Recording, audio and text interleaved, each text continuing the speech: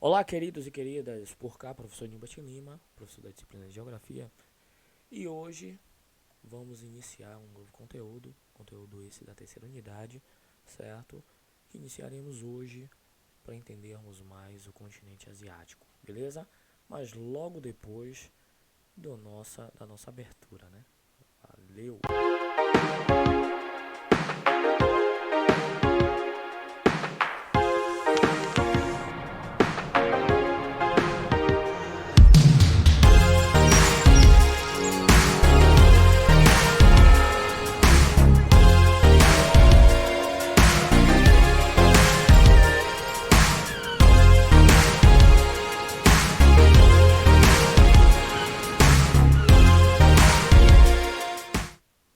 Olá, sejam bem-vindos e bem-vindas, certo? A mais uma aula.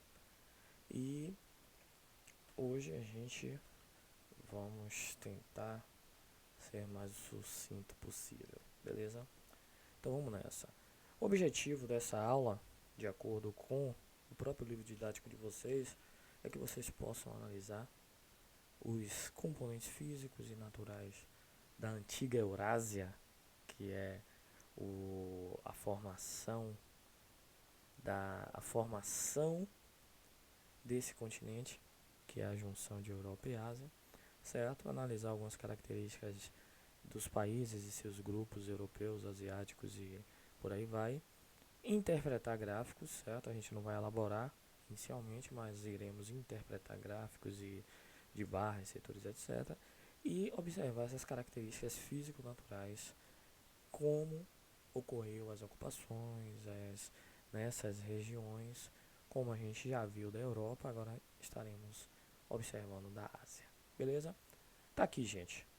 A ferramenta do geógrafo, inicialmente, é o mapa. E vocês precisam entender e saber pegar um mapa para poder interpretar todas as suas informações. Ah, você é o Dorinho. Oi! Oi! Pode deixar. E aí, onde a gente começa a observar aqui, o continente asiático, ele está localizado nesse mapa aqui de divisão política no hemisfério norte, a latitude aproximada de 80 graus ao norte e sua latitude de 10 graus ao sul, certo? No hemisfério sul.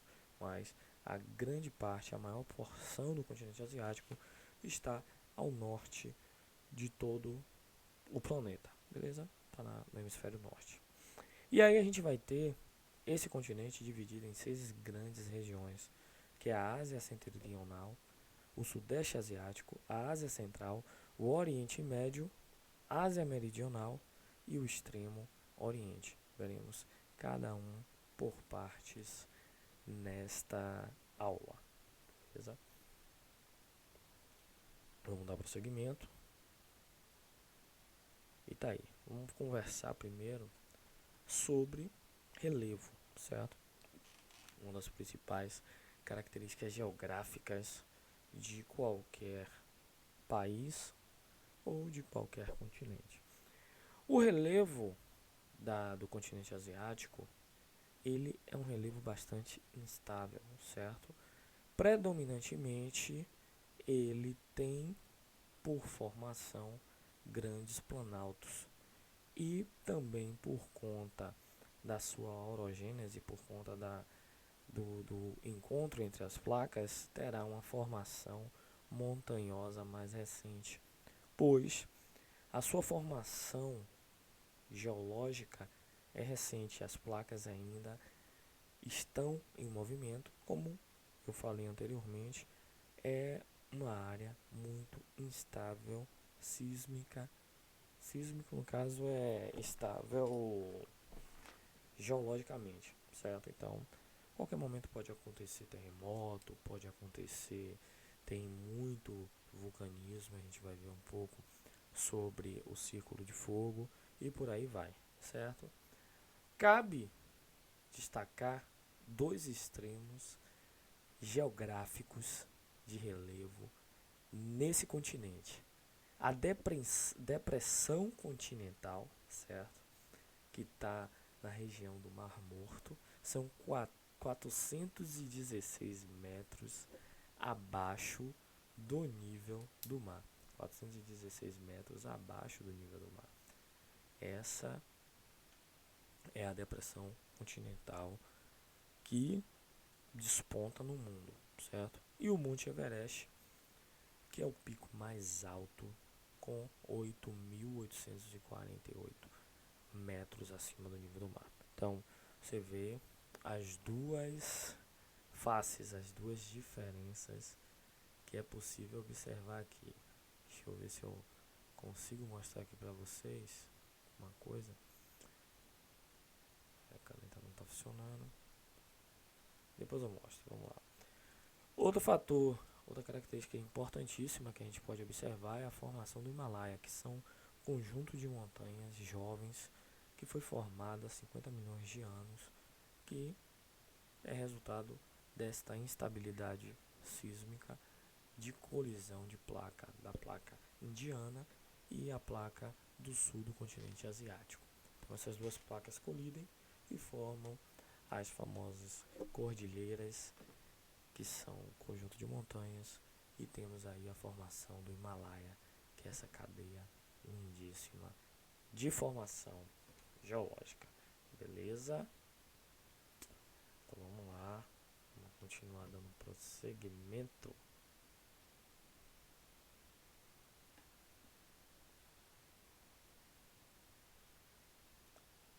Vamos prosseguimento aqui. Vamos lá. Hidrografia. A hidrografia sempre é importantíssima para todo e qualquer continente, certo? Todo continente é o aspecto mais importante para um continente ou para um país, para seu povo, é a hidrografia, certo? Porque sem água não vivemos, não sobrevivemos. E a hidrografia do continente asiático se localizam entre os rios Tigre e Eufrates. Eu creio que vocês já ouviram muito falar nesses rios, certo? Que ganham diferentes formações e proporções em cada país por onde ele passa. Por conta das áreas de planalto e dos grandes planaltos, temos também os extensos rios Obi, Lenice e Lena, que é bastante utilizado para energia elétrica. Por que é utilizado para energia elétrica? Por conta das suas quedas d'água, certo? Seu grande curso de água permanente e suas quedas permitem essa utilização, essa exploração de forma hidrelétrica. Tá aí a imagem do rio para vocês observarem, que é o famoso rio Obi, certo? Esse rio com águas que são utilizadas para também geração de energia elétrica, e durante o inverno dá uma segurada na parte lá em Novosibirsk, na Rússia. É possível ter uma parte congelada que não permite muito a exploração desse rio durante o inverno, certo?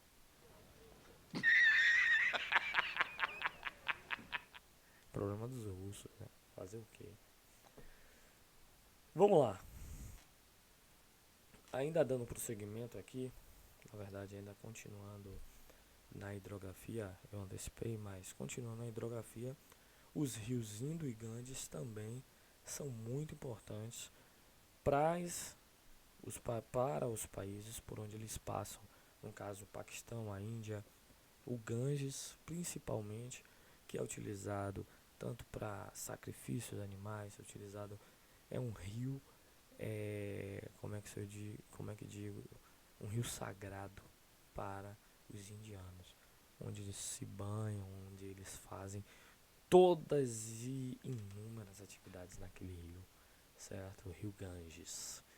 E na China, sua grande extensão territorial, também teremos outros rios, que é o Rio Azul e Amarelo, que cortam a planície chinesa. certo?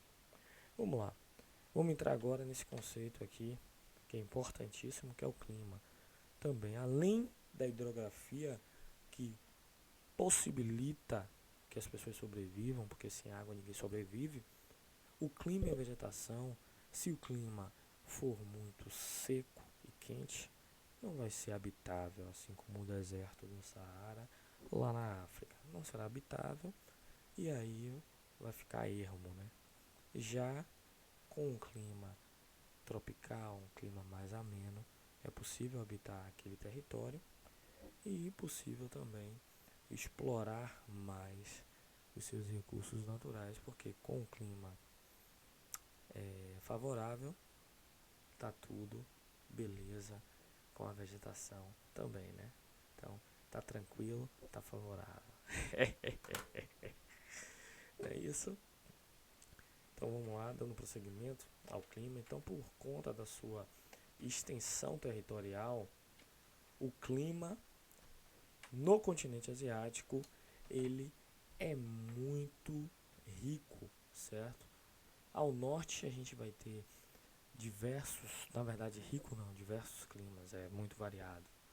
E ao norte a gente vai ter um continente que vai apresentar mais clima frio, mais polar, por estar próximo aos polos, onde os invernos serão longos e rigorosos, certo? Serão sofridos aqui mais acima na parte norte, certo? Já na parte que cabe à Ásia Central, teremos vários climas diferenciados, como climas desérticos, semiáridos, que serão influenciados muito pela continentalidade. O que é continentalidade? Eu já expliquei em sala. Eu acho que essa semana eu expliquei para o 8º ano o que era a continentalidade, certo? E vou explicar para vocês novamente. Existem dois fenômenos na geografia chamados continentalidade e maritimidade.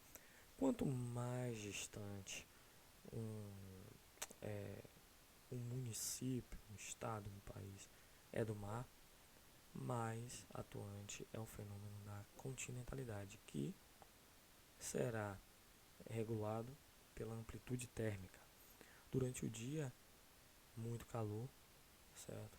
Calor excessivo, e à noite a temperatura cai abruptamente a uma grande amplitude térmica. E a continentalidade ela é interferida, seria não a, recapitular, recapitula tudo aí, beleza? Olá, pessoal. Tudo bem? Olha só. Voltando então, a continentalidade vai ter essa grande amplitude térmica. Dias quentes e noites a temperatura cai, fica fria. Por quê? Não tem um mar para controlar essa temperatura, como ocorre nas regiões, nas cidades, nos países onde existe uma costa e essa costa fará esse controle térmico para esses países, esse município, etc. É mesmo, é? Sim, é mesmo.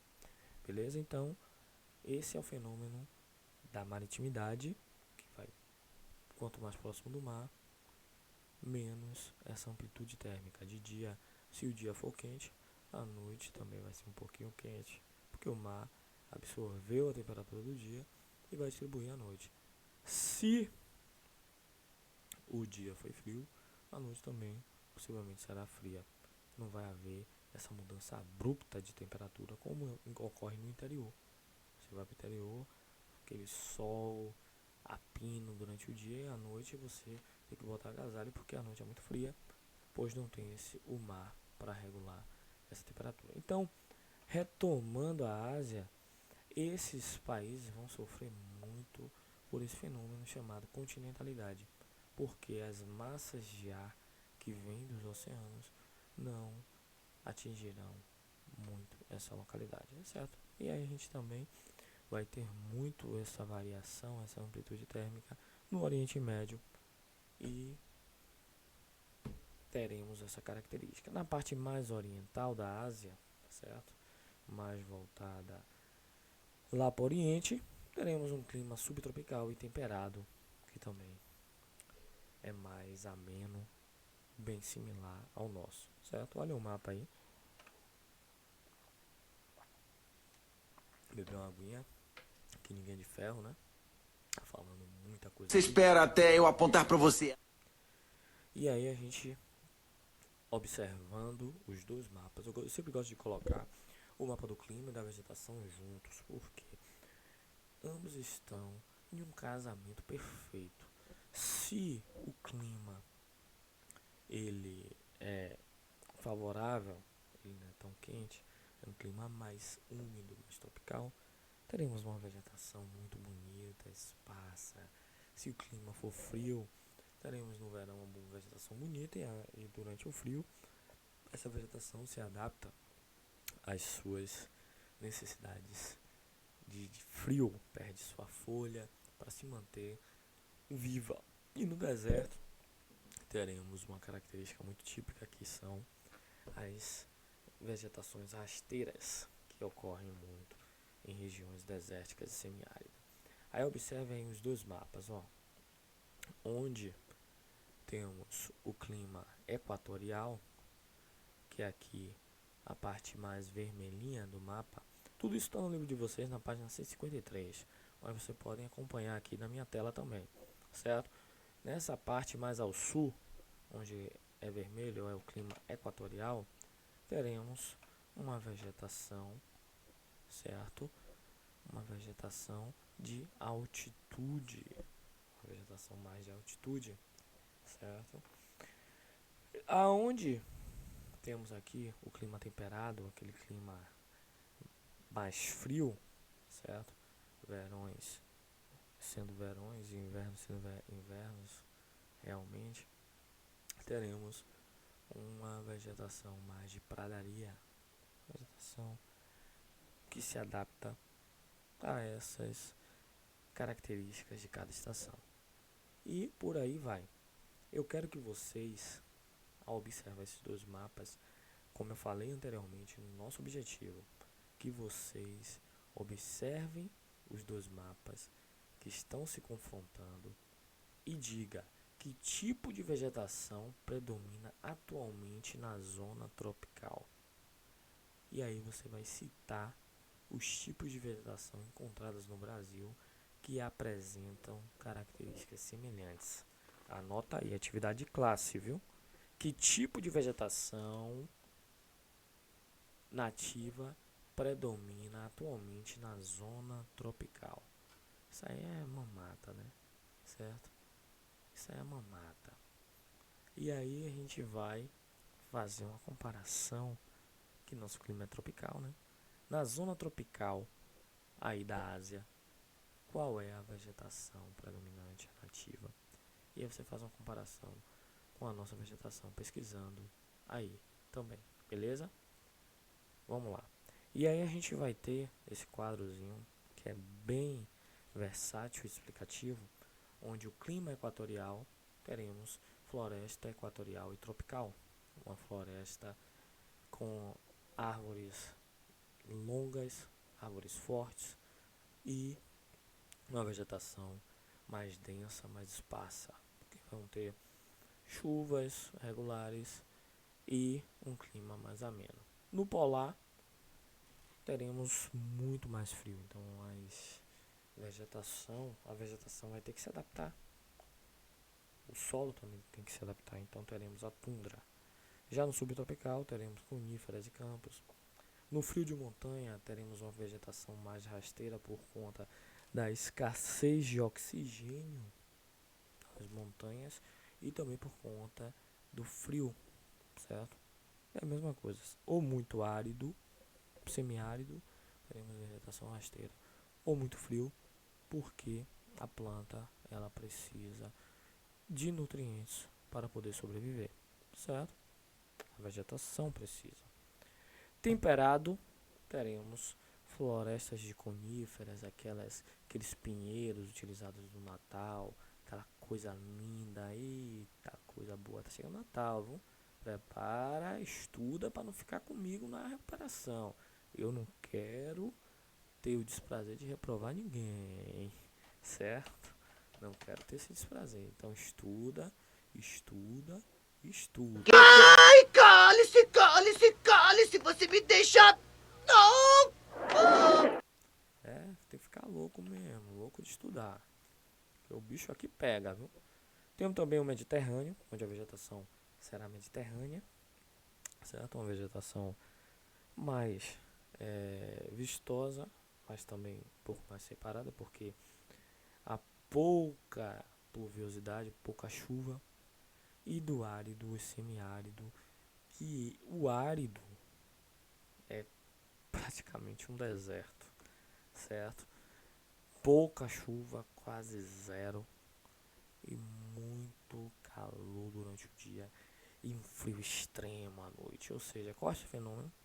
Bota aí nos comentários qual o fenômeno geográfico. Acabei de falar, continentalidade ou maritimidade, que vai determinar que o dia está sendo quente pra caramba no deserto e a noite está sendo muito fria.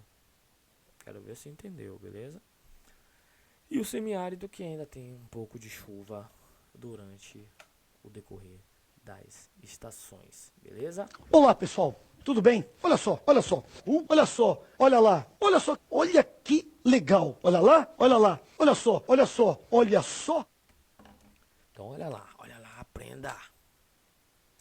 Clima de monções, um fenômeno também muito típico aqui na região asiática, é esse clima de monções. O que é necessariamente essa característica que ocorre no continente asiático, que são as monções, certo? No sudeste ocorrem os climas subtropical e equatorial, e este último, que é o tropical, está sujeito ao regime de monções. O que são? São quando ventos sopram do Oceano Índico, certo? Mais ao leste, e vem em direção ao continente através do Himalaia. O que é Himalaia? Montanha. Esse Himalaia representa uma barreira para a entrada dessa umidade, contribuindo para a ocorrência de chuvas. E aí, as monções no verão ocorre muita chuva. Já no inverno é o contrário, os ventos sopram da Ásia Central em direção aos oceanos. No caso, sai da Ásia Central do continente para o oceano. E aí o que acontece? Resultado, períodos secos e frios. Beleza? Então, é simples. Inverno, alta pressão, chuva, certo? Na verdade, no verão, baixa pressão, muita chuva dentro do continente, que é o vento, essa brisa que vem do Oceano Índico. E já no inverno, que é aqui, certo? Teremos uma alta pressão do continente, gerando frio e calor. Ok? Tá claro? E aí a gente tem duas estações bem definidas, uma marcada por chuva, verão, e o inverno muito seco. Tá claro, né, gente? Ou tem dúvidas? Tem ainda dúvida? Bota no comentário que o professor dos senhores irá responder. Pô, cara, de novo, cara! Pô, cara! Dando prosseguimento, vamos lá. Aí algumas consequências desse clima de monções, observando aí. E aí a gente tem uma das características muito importantes no continente asiático, que é o uso do solo. Eles dependem muito do solo, certo? O uso do solo é importantíssimo nesse continente, e a gente vai ter muita, no caso, muita necessidade desse uso, que é feito bastante com, como é que se diz, em vários locais na Ásia. E aí a gente tem, por conta do uso excessivo do solo, um impacto ambiental negativo, que é o empobrecimento dos solos, pois é muito utilizado os solos em apenas uma única cultura. Se você utilizar um solo só para plantar trigo, você vai desgastar esse solo e vai desertificar aquela localidade, gente. E qual é a solução para isso? A solução é a rotação de cultura. Rotacionar a cultura, uma adubação mais voltada e com níveis desejáveis orgânicos. Por exemplo, plantei trigo nessa colheita, na próxima eu planto arroz, planto qualquer outro tipo de cultura para rotacionar e para também dar um descanso ao solo. Ou então, se puder, dar um descansinho ao bichinho também, que ele é lutador, beleza? Uma adaptação muito feita por conta da orogênese, por conta do relevo que é composto de muitos planaltos e de montanhas recentes na Ásia, no continente asiático, na região sul. Uma das soluções utilizadas pelos agricultores que utilizam muito essa terra é o cultivo através das curvas de nível, que é no que chamamos vulgarmente de encosta, na escarpa da montanha, conhecido como terraceamento, certo? E aí, por que se faz nessa modalidade? Porque, gente, a curva, o nível de a chuva quando cai, ela vem do topo para a parte mais baixa, para o vale, do topo para o vale, certo? E quando ela vai descendo pela rocha, pelo solo que compõe toda aquela região íngreme, ela vai levando também os nutrientes desse solo para os vales. Por isso que as regiões de vale, onde tem os rios, são as regiões mais férteis. E aí o que acontece? As pessoas que moram no planalto, na parte mais alta, não têm condições de cultivar. E se vivendo do cultivo para sua subsistência ou então para a sobrevivência e venda. Então, é necessário se adaptar, e o ser humano é sempre adaptável. E aí tem esse cultivo através do terraceamento, cultivo em terraços. Muito necessário você entender isso aí, você sacar essa característica, porque é uma das características típicas do continente asiático, viu? Pode pegar. É mesmo, é? Dando prosseguimento, meus queridos e queridas, temos também o continente asiático muito populoso, certo? É um dos continentes mais populosos do planeta. E, por conta disso, os países eles se urbanizaram muito antes, certo? E aí, a consequência de uma urbanização muito intensa é a falta de cuidado com a natureza, a exploração excessiva da natureza e a poluição dos mares e dos recursos naturais. Aí, o que é que se busca fazer? O que é que muitos políticos têm utilizado como política pública? É buscar essa sustentabilidade, esse reajuste das características de cada cidade, para que as gerações futuras e as presentes também possam usufruir de melhor qualidade de vida. Aí outra coisa, por conta também da grande extensão territorial do continente asiático, temos diversos modos de vida. Trago aí um contraste entre os Utes, que moram tipicamente em ocas, parecido com os nossos indígenas e tem também os habitantes aí cá abaixo do Tibete, certo? Sudoeste da China, usando roupas adequadas para o clima da região que é frio de montanha, certo? E aí é marcado o continente asiático por diversas variedades de ambientes naturais e muitos modos de vida que a população tem para sobreviver, certo? Aí temos nas regiões onde o clima é equatorial, que é onde tem esse exemplo aí dos povos yurts. Esses povos eles sobrevivem da exploração dos recursos oferecidos pela natureza e através da caça, pesca e extrativismo. Já na Ásia Central, que vemos povos nômades, eles vão viver do pastoreio de ovelhas, camelos, vacas e cavalos. E por último, os povos aí do Lhokorra, no Tibete, por morarem em elevadas altitudes lá na cordilheira do Himalaia, eles vão utilizar vestimentas mais espessas, feitas com pele de animais, para suportar essas baixas temperaturas ao longo dos anos, certo? E também para poder continuar sobrevivendo e mantendo a sua produção agrícola, certo?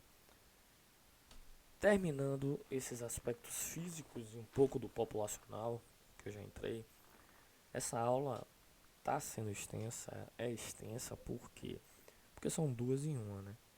A gente veria espaçadamente um pouco dessas características físicas e geográficas da região da Ásia e logo depois veríamos sobre a população. Mas aí tivemos que juntar tudo para poder dar esse cronograma certinho, viu, galerinha? Então, tenha paciência, presta atenção e dúvidas coloca no comentário, beleza? Olá, pessoal. Tudo bem? Olha só, olha só. Olha só. Olha... Ou será que não? Então, a regionalização da Ásia é simples. Ásia Setentrional, Sudeste Asiático, Ásia Central, Oriente Médio, Ásia Meridional e Extremo Oriente. Simples, simples assim, como 2 mais 2 é 4, beleza? Entenderam? Tá claro? Eu não suporto mais o que estão fazendo comigo. Eu não estou suportando mais. Eu sei que ninguém entendeu nada, mas vamos lá. Para conceituar, porque vocês não vão gravar isso, não cabe gravar, certo? Vocês precisam só entender. Por que se regionaliza? Qual a necessidade da regionalização?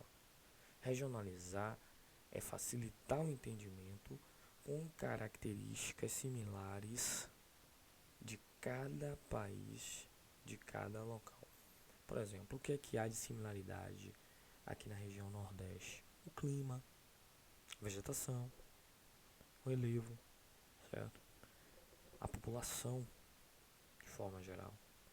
Então, esses fatores determinarão para o país, para o governo, para os governos, critérios. Através desses critérios, eles vão regionalizar, agrupar, para poder entender e para poder também criar propostas e políticas públicas que atendam essa demanda grande, tanto populacional quanto territorial. Tá claro? Espero que tenha conseguido me explicar de forma sucinta. Que vocês, se tiverem dúvida, coloquem aí nos comentários, beleza? E aí vamos por características de cada regionalização. Na Ásia Setentrional, o que é interessante sabermos que é uma porção asiática da Rússia em toda a sua extensão, que temos como clima o polar e o frio, onde os invernos são longos e rigorosos, certo? E temperaturas podem atingir até 50 graus negativos. Pensa aí, velho, frio, dá pra estourar uma cerveja, né? Estourar um refrigerante lá. essa parte mais aqui, ó, a setentrional, essa parte aqui da Rússia, certo?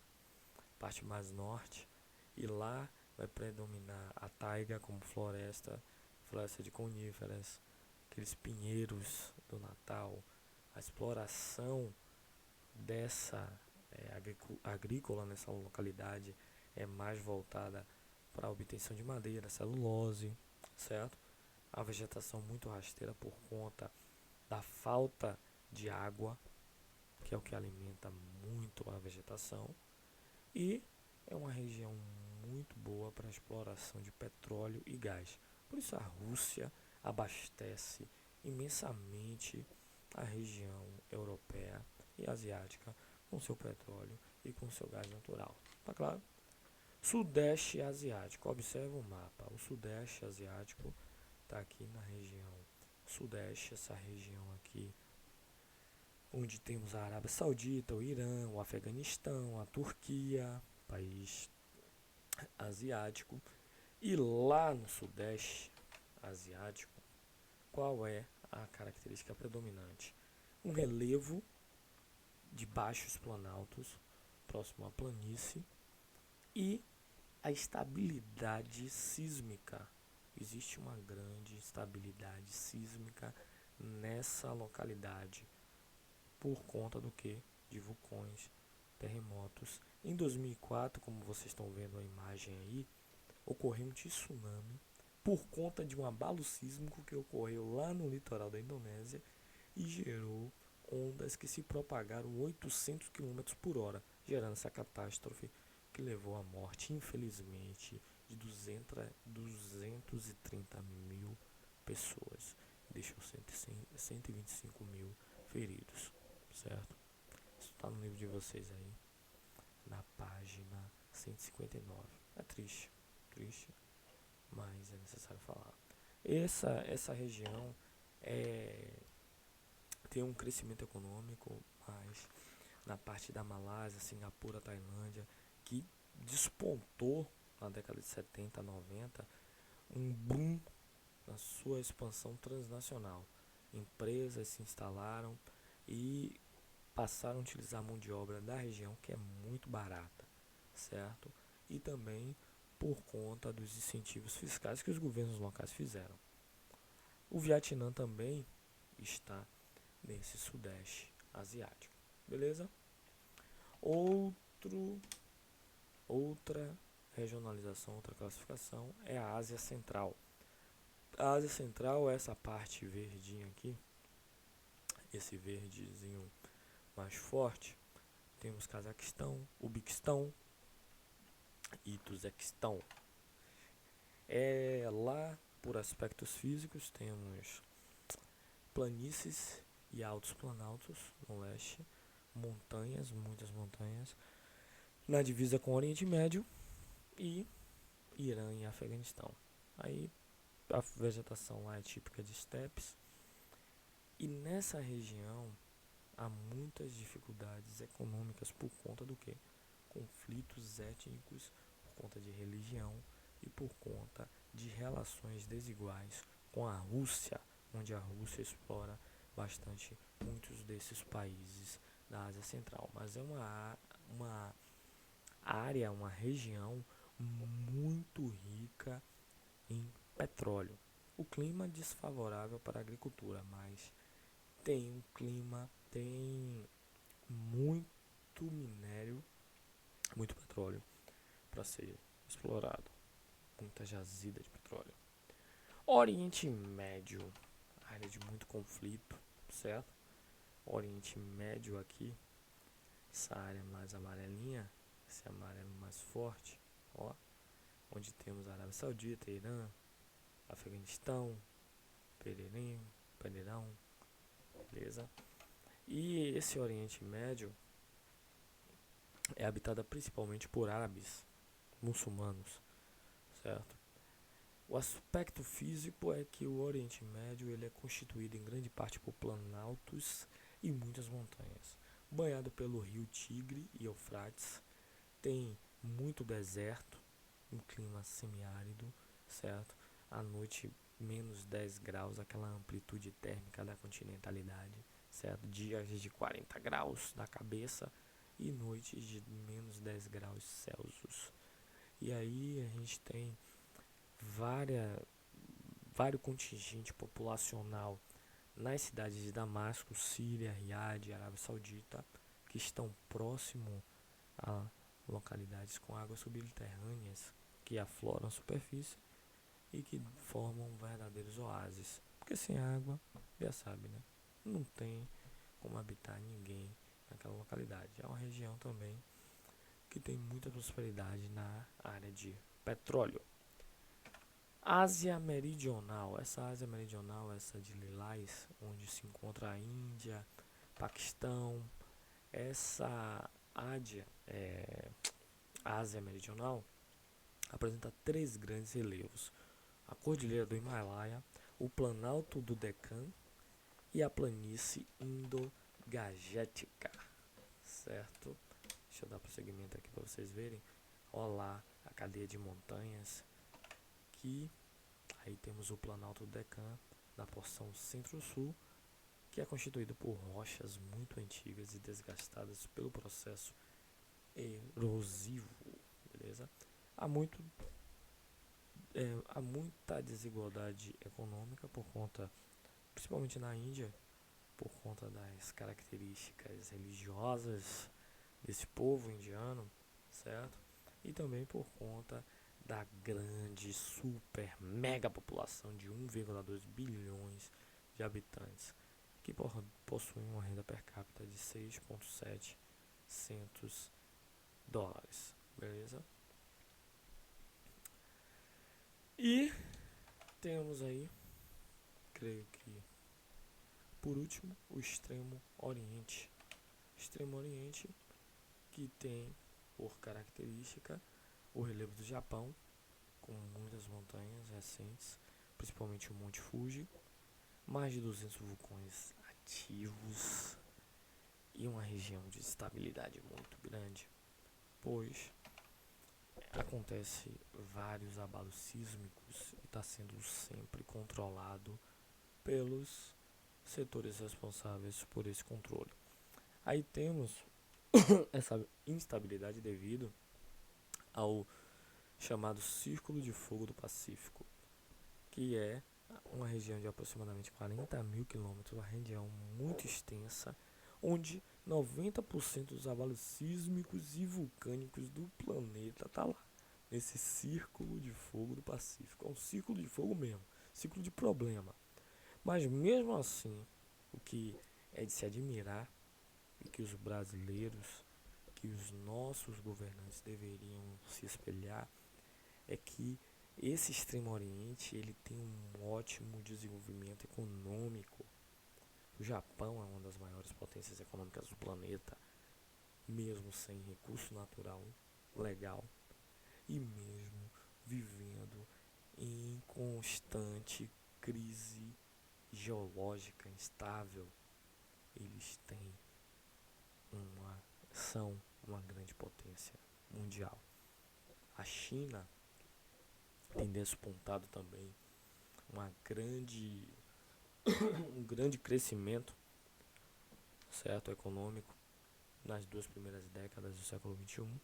A Coreia do Sul também e Taiwan tem as suas economias, são países de economias muito prósperas, que deveriam ser exemplo para a gente, porque a nossa economia está muito aquém e nós temos um ambiente muitíssimo favorável geologicamente, ecologicamente, e a gente tem tudo, muitos recursos, mas mal explorados.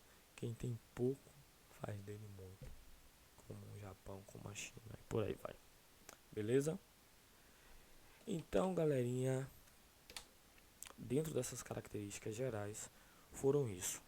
Veremos agora sucintamente, porque essa aula já está extensa pra caramba, já é 44 minutos de aula, certo?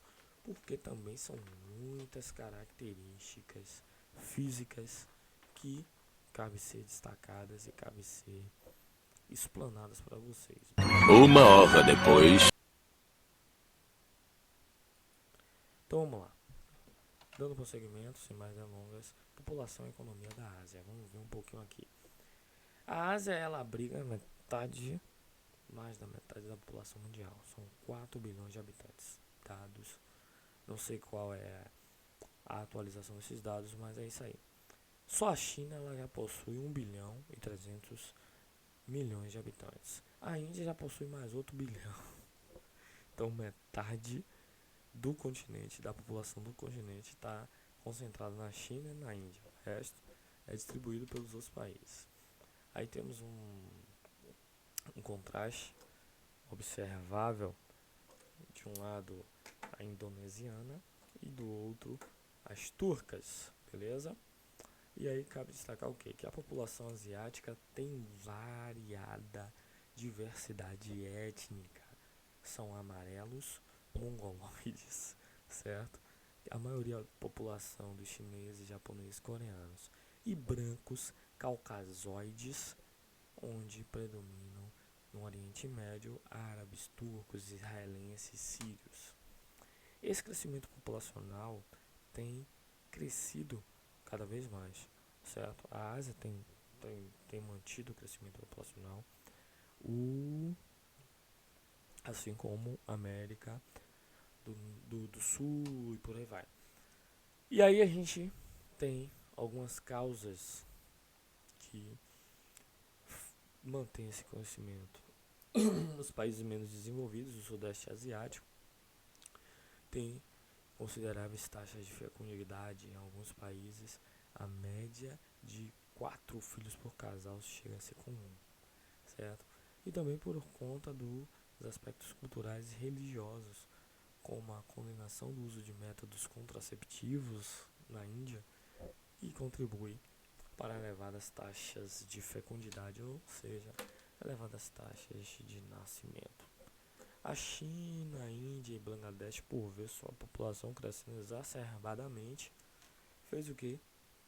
Fez campanhas de controle à natalidade. Inclusive a China adotou medidas para controlar essa natalidade por conta do pensamento de Malthus. Como é esse pensamento de Malthus, professor? Oh, meu Deus. O pensamento de Malthus é o quê? A teoria malthusiana, que a produção de alimentos é feita em uma escala de uma progressão aritmética, ou seja, para cada 8 alimentos teremos 8 pessoas, caso se fosse progressão aritmética. Mas para Malthus, a produção de alimentos é em proporção aritmética, mas o crescimento populacional é em progressão geométrica, ou seja, 8, nasceu 8, ele multiplica por 8 e por aí vai, 8 vezes 8, aí vai crescendo absurdamente, igual a crescimento de filhote de rato, certo? E a produção alimentícia não teria condições de alimentar tantas bocas com esse rápido crescimento populacional. E aí o que é que acontece? Uma crise. Pouco alimento, muita gente para comer. E aí Malthus defendia que tinha que ser feito algo sobre isso. Controle de natalidade, infertilização, no caso, infertilizar mulheres, homens e por aí vai. E aí o governo chinês há algum tempo fez a política do filho único, que na China o segundo filho não tem direito a nenhum benefício fornecido pelo Estado, como saúde e educação. Então as pessoas passaram a ter apenas um filho. O Japão, que hoje possui a menor taxa de fecundidade, o número de idosos, por conta de políticas assim, dobrou ao número de crianças. E aí o governo teve que direcionar mais investimentos para beneficiar os idosos, cobrar mais impostos e diminuir os benefícios sociais. E aí essa diminuição da população, provocada pelo número crescente de suicídios também, tem permitido que o que acontece? A população tenha reduzido. Porque quem mantém, como eu já falei inúmeras vezes para vocês, acho que alguém deve lembrar, velho. Não é possível que eu tô falando ao vento na sala de aula. Eu tô perdendo meu tempo. Não é possível. Não é possível, não.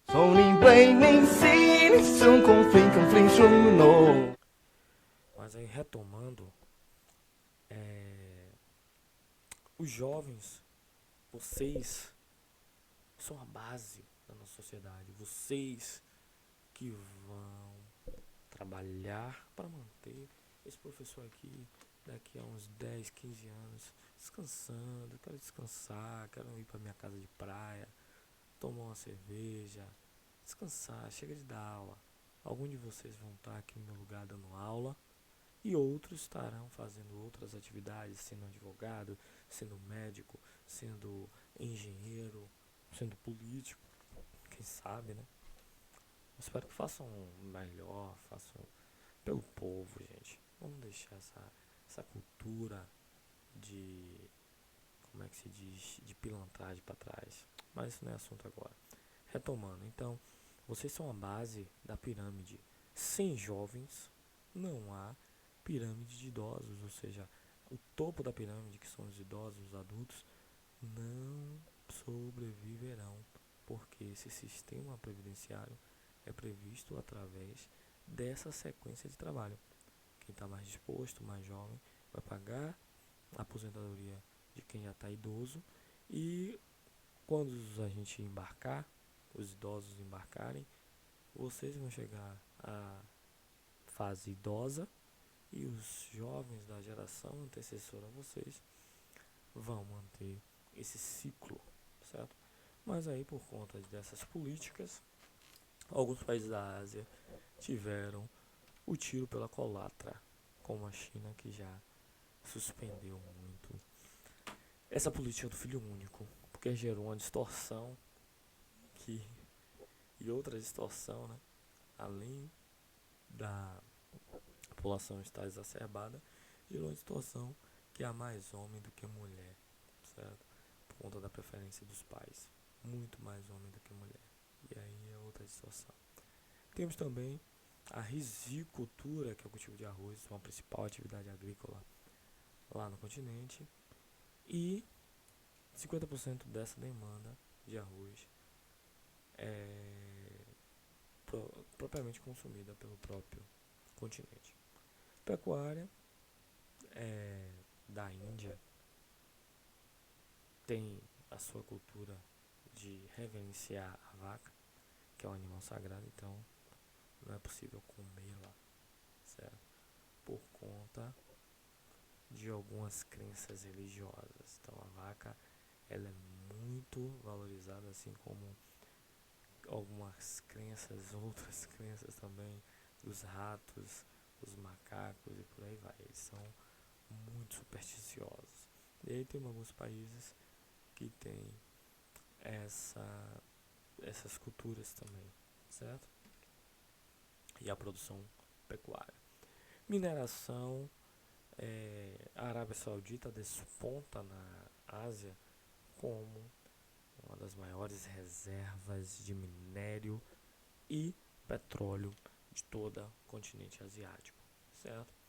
Uma indústria que tem crescido absurdamente é a indústria asiática e tem entorpecido o mundo com a sua tecnologia, tanto a chinesa quanto a japonesa, quanto a de Taiwan e por aí vai, que são tecnologias de ponta, onde eles se especializaram na produção de tecnologia e fornecem para todo mundo com mão de obra barata e tecnologia de ponta em sua produção. Beleza? E aí temos alguns episódios trágicos na história asiática, que foi a explosão, o ataque naval de Pearl Harbor na Segunda Guerra Mundial, e logo após vem a bomba de Hiroshima e Nagasaki em 6 de setembro, que até hoje geraram problemas e distorções na população japonesa. Por conta desse ataque japonês, a base norte-americana. A retaliação foi essa aqui. Retaliação muito forte, certo? Então, meus queridos, é isso. Não tem mais muita coisa para se falar aqui.